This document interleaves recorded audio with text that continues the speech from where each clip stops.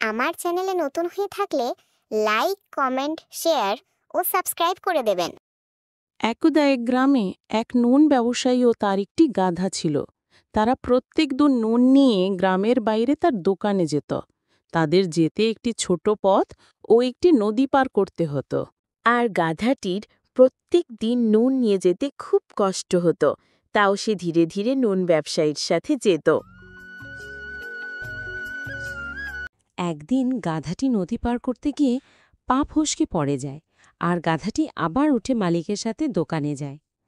সে যেতে যেতে দেখে তার কোনো কষ্ট হলো না, বেশ হালকাই হয়ে গেল বস্তাগুলো।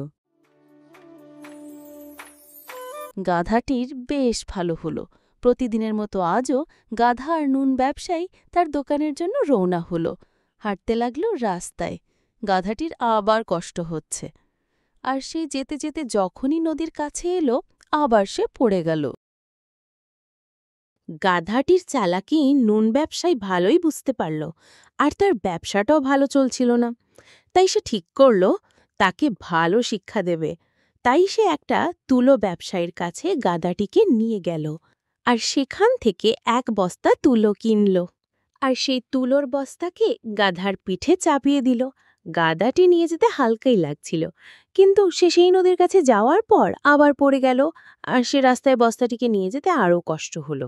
গাধাটি বুঝতে পারল যে তার জলে পড়া ভুল হয়েছে, তার হাঁটতে কষ্ট হচ্ছিল। তারপর থেকে গাধাটি আর কখনো নদীতে পড়ল না, আর নুন ব্যবসা ভালোই চলছিল। নুন ব্যবসায়ী খুব খুশি হলো। এরকম ভিডিও পেতে হলে আমার চ্যানেলটিকে লাইক, কমেন্ট, শেয়ার ও সাবস্ক্রাইব করে দেবেন।